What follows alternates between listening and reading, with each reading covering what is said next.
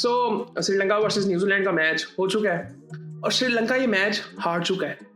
और एक टाइम पे श्रीलंका की सिचुएशन ये थी कि बड़े आराम से जीतेगा। मैं पहली इनिंग की बात कर रहा हूँ जब न्यूजीलैंड खेल रहा था। 14-15 ओवरों में न्यूजीलैंड बिल्कुल वहां पे खत्म था कि वहां पे क्रश करता ही श्रीलंका 120-25 पे ऑल आउट करता, बट ऐसा हुआ नहीं। वो स्कोर 170 तक ले गए आखिरी 3-4 ओवरों में। तो खैर बात करते हैं उसके बारे में। श्रीलंका टॉस जीत गया था, बॉलिंग का फैसला किया। न्यूजीलैंड की तरफ से कुछ इतना खास किसी ने किया नहीं। 32 रन बनाए रचिन रविंद्रा ने 22 बॉलों में, 13 बॉलों में 23 रन बनाए। फिन एलन ने 18 रन बनाए, ग्लेन फिलिप्स ने। लेकिन उसके बाद एक कोलैप्स था, 3-4 आउट कटे होते हैं। मतलब एक सिचुएशन ये थी कि 15 ओवरों में आए थे इनके आई थिंक 75-100 रन थे और 6 आउट हो चुके थे। और वहाँ पे बैटिंग कर रहे थे जी मिचेल सेंटनर और कॉल मैकॉन्की। और वहाँ से इन्होंने मैच इतना आगे ले गए कि श्रीलंका के लिए जीतना मुश्किल हो गया और वो बेसिकली मैच वो हार गए। सो मिचेल सेंटनर ने 47 रन बनाए, 4 छक्के लगाए, 2 चौके लगाए। 44 बॉलों में उसने 44 बोले कह रहा हूँ, यहाँ पे उसने 26 बॉलों में 47 रन बनाए 180 के स्ट्राइक रेट से। 23 बॉलों में 31 रन बनाए जी कॉल में कॉन्की ने। 134 का स्ट्राइक रेट उसका भी था। 168 रन इन्होंने बना दिए। सो आई थिंक बहुत ज़्यादा स्कोर करवा दिया था आखिरी। दैट बॉलिंग आई थिंक बहुत बुरी थी। उसके बाद अगर यहाँ पे बॉलिंग की थोड़ी सी बात करें तो 3 आउट किए जी तीक्ष्णा ने और 3 आउट किए चमीरा ने और 1 आउट किया जी विरलागे ने। उसके बाद अगर मैं श्रीलंका की बैटिंग की बात करूं तो क्या किया है श्रीलंका ने, मेरी समझ से बाहर है। बहुत बड़ी बैटिंग है। निशंका पहली बॉल पे आउट, कुशल मेंडिस 22 बॉलों में 11, असलंका 5, पवन रत्नायके 10 18 बॉलों में, 23 बॉलों में 31 कमेंडो मेंडिस ने बनाए। शानाका 3, हिमंथा 3, 29 विरलागे ने बनाए 23 बॉलों में। एंड पे 107 पे 8 आउट होते हैं और 20 ओवर पूरे हो जाते हैं।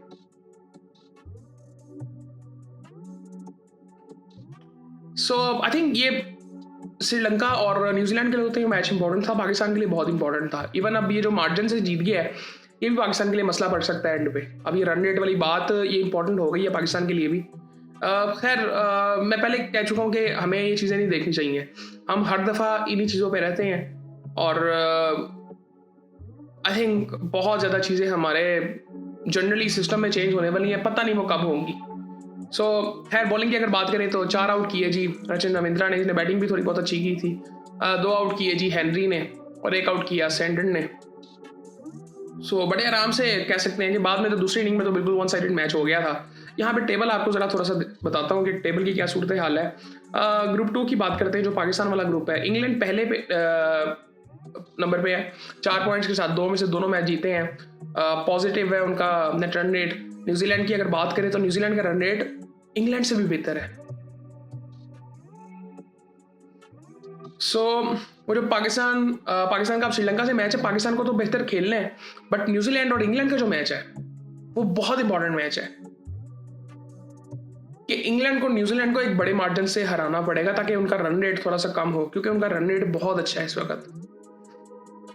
और इंडिया की भी रन रेट वाली सूरत हाल है ना, वो बहुत उनका भी रन रेट इससे भी ज़्यादा गंदा है। सो पाकिस्तान का इस वक्त नेगेटिव में है 0.461, न्यूजीलैंड का 3.050 है। और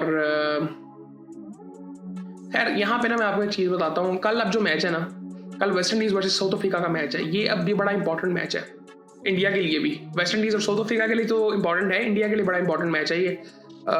और फिर रात को इंडिया जिम्बाब्वे का मैच है। सो मतलब इंडिया सुबह वाला मैच भी लाजमी देखेगा क्योंकि उनको रन रेट भी बेहतर करना है, बहुत सी चीज़ें बेहतर करनी है।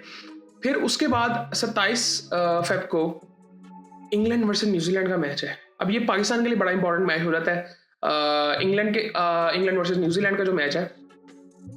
और फिर उसके बाद श्रीलंका पाकिस्तान का मैच है 28 को, हफ्ते वाले दिन। और वो पाकिस्तान को बिल्कुल जीतना तो पड़ेगा, लेकिन बहुत अच्छे मार्जिन से जीतना पड़ेगा। फिर संडे वाले दिन 1 मार्च को जिम्बाब्वे वर्सेस साउथ अफ्रीका का मैच है।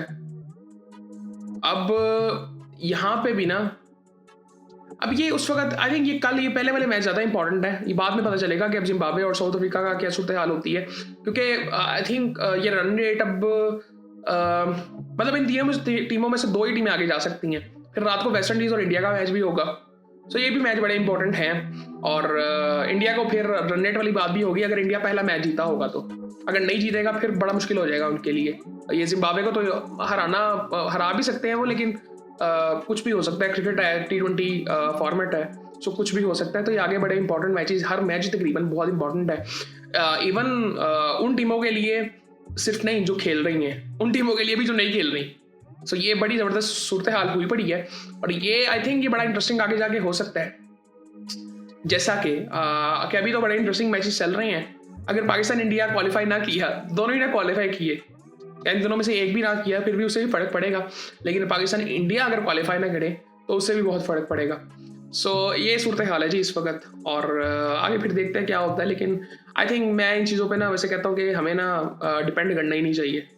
ठीक है, हमने बुरी क्रिकेट खेली है, रिफॉर्म्स की ज़रूरत है, पता नहीं होने या कि नहीं होने, और उसी तरह से होगा जो पहले होता है कि सर्जरी करेंगे, ये करेंगे, वो करेंगे। आई डोंट थिंक सो कि ये टॉप लेवल पे कुछ करके कुछ चीज़ें चेंज हो सकती हैं। नीचे बहुत सी चीज़ें चेंज करने वाली हैं, सिस्टमेटिक चीज़ें बहुत ज़्यादा चेंज करने वाली हैं। इसकी एक मिसाल हम डेली कुछ ना कुछ ऐसा देखते हैं। जनरली क्रिकेट में भी हम बहुत सी चीज़ें ऐसी देख रहे होते हैं कि जहाँ पे हमें नज़र आता है कि सिस्टम का फेलियर है। ये अभी ये रिसेंटली जो ये सियालकोट वाला एक सीन चल रहा था, बहुत सी चीज़ें इसमें भी शेडी हैं।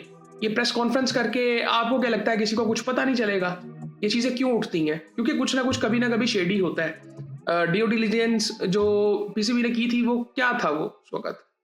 सो ये पर्चियां जो आ रही थी ये अवाम ने नहीं देखी होंगी प्रेस कॉन्फ्रेंस में। सो ये सिस्टमेटिक फेलियर आई थिंक है। तो आई डोंट थिंक सो कि इतना बेवकूफ़ किसी को भी बनाया जा सकता है, और मुझे लगता है कि अब लोगों को उम्मीद भी नहीं है उस तरह से। सो इवन मैं अगर अपनी बात करूं, आई डोंट थिंक सो कि मुझे भी कोई उस तरह से चीज़ें नज़र आ रही हैं कि कुछ बेहतर होगा। कुछ नहीं होगा, क्योंकि क्या बात कर रहे हैं, हम सारा कुछ ट्राई कर चुके हैं। हमने अपनी सीनियर जो प्लेयर्स थे उनको बाहर निकाला, नए लड़के लाए, वो भी फेल हुए, उनको बाहर निकाला, आप दोबारा ये लेके आए। तो अब ऐसा कुछ नहीं आप कर सकते कि आप इवन कप्तान को हटाने की भी बात करते हैं, तो किसको लेके आएंगे आप? शादाब को कप्तान बनाएंगे? सीरियसली? सो आई थिंक ये बड़ी ऐसी चीज़ें हैं जो कि मैं ये तो नहीं कह सकता कि डिस्कस की जा सकती हैं। क्या डिस्कस की जा सकती हैं? आई थिंक क्योंकि किसी चीज़ की कोई भी सेंस नहीं बन रही। इवन अब कोच के ऊपर भी सवाल उठ रहे हैं कि जिस तरह के फैसले आई थिंक ये हो रहे हैं कि कोच की मर्जी से सारी प्लेइंग 11 सारा कुछ होता है। Personally I don't think so कि मुझे लगता है कि कोच से ज़्यादा भी किसी का इन्फ्लुएंस है। मुझे लगता है कि अगर कोच की पूरी मर्जी होती तो बाबर इस वक्त स्क्वाड में भी ना होता। मैं आपको एक बड़ी सीरियस चीज़ बता रहा हूँ। मुझे लगता है कि अगर माइक हैसन अपनी पूरी टीम खिलाता तो वो बाबर को नहीं खिलाता। मे बी फखर भी ना होता स्क्वाड में। मुझे बेसिकली ये लगता है। बट ये बातें इस वक्त चल रही हैं कि जी माइक हैसन ये किस तरह की बातें कर रहे हैं। बिल्कुल वो उनके कुछ ऐसी चीज़ें हो रही हैं जिसमें मुझे बेसिकली लगता है आकिब जावेद क्या कर रहे हैं। आकिब जावेद क्या कर रहे हैं मेरी समझ से बाहर है। क्योंकि अगर चीज़ें इस तरह चलनी होती ना तो गैरी कर्सन भी था पहले, वो जो ऑस्ट्रेलियन दूसरे कोच थे जो इस वक्त हैदराबाद के कोच अब होंगे PSL में, जेसन गिलिस्पी, वो भी थे। उस वक्त भी चीज़ें चल सकती थी। उस वक्त जितना आगे बढ़ बढ़ के आकिब जावेद सब आ रहे थे, आज कहाँ पे हैं वो। सो खैर ये चीज़ें चलती रहेंगी। अब तो आई थिंक मैं आपको एक बड़ी सीधी सी बात बताऊं, लोगों का ना ये इंटरेस्ट ख़त्म होता जा रहा है क्रिकेट सवाल पे जनरली। आप ये देखें ना, आजकल के मैचेस आप देख लें, क्रिकेट का स्टैंडर्ड तो देखें आप कहाँ पे है। ये श्रीलंका को देख लें आप, ये कमबैक उसके बाद कर ही नहीं सके। जब से ये संगाकारा, जयवर्धने, दिलशान वगैरह गए हैं, ये आखिरी थे बस। ये उसके बाद ये कुछ कर ही नहीं सके। आप ऑस्ट्रेलिया को देख लें, ये इवन मुझे लगता है कि अब ये भी इनकी स्ट्रगल थोड़ी सी लंबी हो सकती है, स्पेशली बॉलिंग में। आप ये देखें पैट कमिंस वगैरह, स्टार्क वगैरह, ये जाएंगे तो क्या होगा, हेजलवुड, ये तीनों जाएंगे तो पीछे कौन है? ये क्या इन तीनों जैसा कोई है? मुझे नहीं लगता है। आप इंग्लैंड की बात करें, उनमें भी एक बॉलर ऐसा निकल आता है कि जो बहुत अच्छा होता है। सो आपने उनका उनका भी हाल देख लिया था, उनका भी हाल वो इतनी अच्छी सूरत हाल नहीं है, वो एक बैट्समैन ने वो मैच कल का जिता दिया है, अदरवाइज उनकी भी कोई सूरत हाल इतनी खास नहीं है। इवन ये बड़ी पॉसिबिलिटी है, आपको यहाँ पे नजर आती है ना कि हम इंडिया इंडिया करते हैं, इंडिया की टीम में आपको बहुत लूप होल्स नजर आएंगे। वो अलग बात है, वो बात नहीं होती क्योंकि उनका मीडिया वो डिस्कस ही नहीं करता, उनका मीडिया सिर्फ उनके बारे में पॉजिटिव बात करता है। अब ये मुझे नहीं, मैं ही कह सकता कि अच्छी चीज़ है बुरी चीज़ है, बट आई थिंक वो उनकी बात ही वो तब शुरू होती है जब इंडिया हारना शुरू करती है। अब वो एक मैच हारे थे, वो आप उनका मीडिया देखें वो किस तरह से क्या क्या चीज़ें डिस्कस कर रहा था। इवन कईयों के मुंह से ये चीज़ें निकल गई थी कि जी हम पहले बैटिंग विकेटें बना के हम ये करते रहे, हम वो करते रहे, और हम उसमें खुद और भी खैर बहुत सी बातें खुली थी।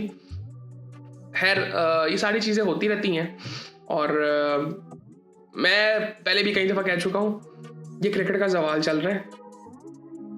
आई डोंट थिंक सो, ये इवन जो ये डिसीजन मेकिंग भी होती है ना कि हम ये करेंगे, आईसीसी ये करेगा, उससे कोई फ़र्क नहीं पड़ेगा। लोगों का इंटरेस्ट क्या है, आवाम का, उससे बहुत फ़र्क पड़ता है।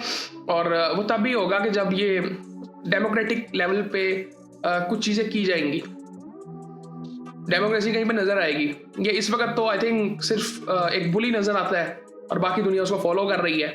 आधे लोगों को कोई फ़र्क नहीं पड़ता, ये इंग्लैंड ऑस्ट्रेलिया को।